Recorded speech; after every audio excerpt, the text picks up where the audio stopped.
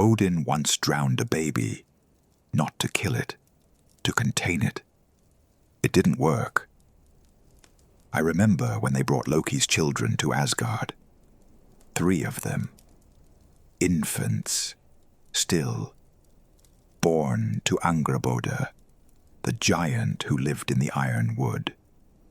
They called her Anguish-boding for a reason.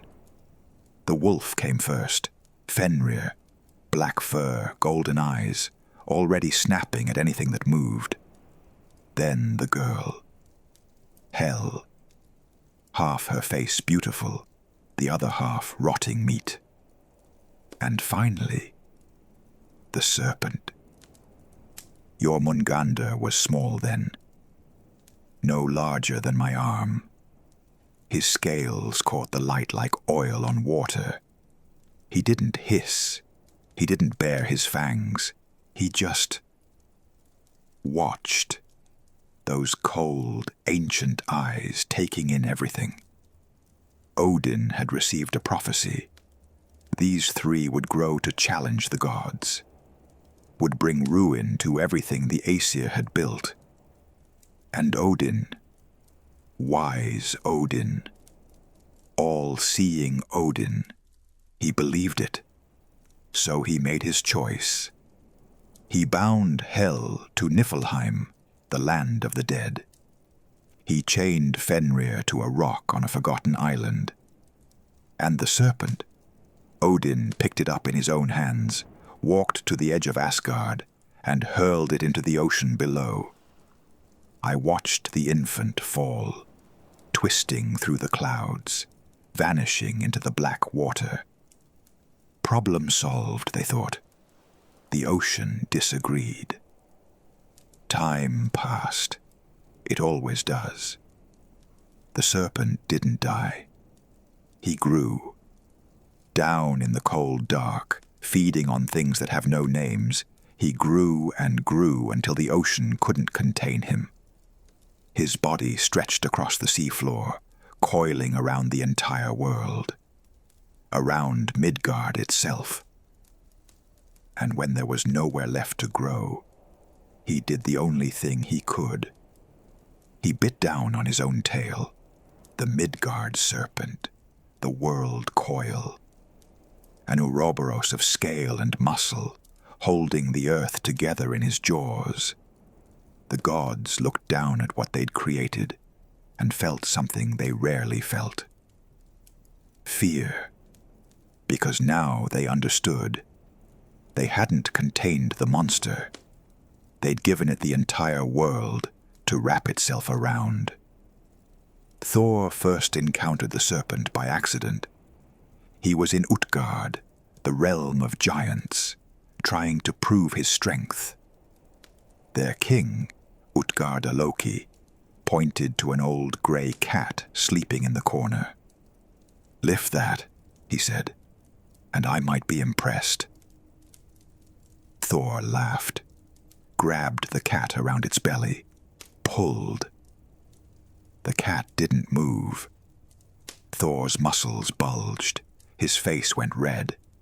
He pulled with everything he had, and the cat, one paw lifted off the floor. Just one. Then Thor's strength gave out. He thought he'd failed. He was wrong. Utgard Loki revealed the truth later, his voice shaking. That wasn't a cat. It was Jormungandr, disguised by magic. And Thor had nearly pulled the serpent from the sea, had nearly stretched it so far that it touched the sky. If he'd lifted it fully, he would have torn the boundaries of the universe apart. Thor never forgot that moment. The serpent didn't either. Centuries passed. Hatred has patience. Ragnarok came the way all endings come, slowly, then all at once. The signs had been building. Fimble winter. 3 winters with no summer between them. Brother killing brother. Wolves swallowing the sun and moon. And then The sea began to boil. I was there when the serpent released his tail. The sound of it still wakes me some nights. Flesh tearing from scales, vertebrae grinding like millstones. The ocean rose in waves tall as mountains, flooding coastlines, drowning villages. The serpent's body uncoiled, and the world shook like it was coming apart at the seams. Because it was. Jormungandr rose from the deep. You smelled him before you saw him. Brine and rot and something older than memory. His body blocked out the horizon. Venom dripped from his fangs, poisoning the air itself. Every breath burned, every heartbeat felt borrowed. And there was Thor, standing at the shore, Mjolnir in hand, waiting. Destined enemies since the serpent first opened its eyes, born to destroy each other. And now that destiny had finally arrived. The battle was everything you'd imagine, and worse. Thor charged first. For a heartbeat he smiled. This was the fight he'd been waiting for his entire life. Mjolnir connected with the serpent's skull, and the crack echoed across 9 realms. The serpent recoiled, then struck back. His tail caught Thor across the chest, sent him flying through stone and sea. Thor hit the ground hard, spat blood, and got back up. He always got back up. That was the tragedy of him. The serpent coiled around him. I heard Thor's ribs crack from where I stood. His face went purple, but his arm was free, still holding that hammer. He brought it down again, and again, and again. The venom sprayed everywhere. It hung in the air like fog, burning skin, searing lungs. Thor was covered in it, drenched, but he didn't stop. He couldn't stop. The final blow split Jormungandr's skull. The serpent's body seized. Its coils went slack. That massive form collapsed into the waves, sending one last tidal wave crashing against the shore. The world serpent was dead. Thor stood over the corpse, chest heaving, blood running down his face. Mjolnir still clutched in his fist. He'd won. Then his hand drifted up to his neck. 2 puncture wounds, already blackening at the edges. The serpent's fangs had found their mark before the hammer fell. Thor looked at the blood on his fingers. He knew. 9 steps. That's how far Thor walked before the venom took him. Not 10, not 8, 9. 1 for each realm in the cosmos. I watched him, each step slower than the last, his legs buckling, his vision fading.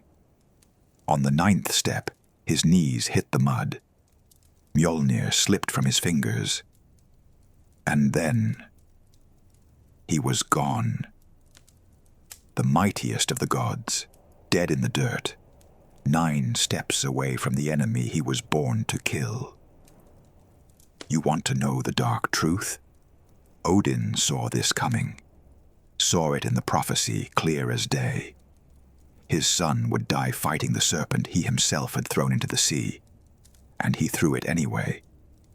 Some say he hoped to change the future.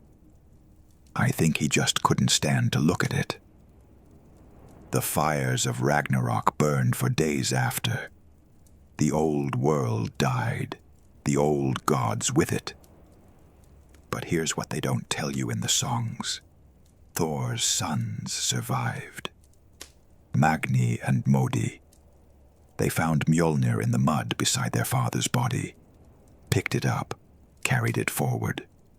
A new world rose from the ashes, new gods to walk it. The cycle continues. It always does. The fire burns low.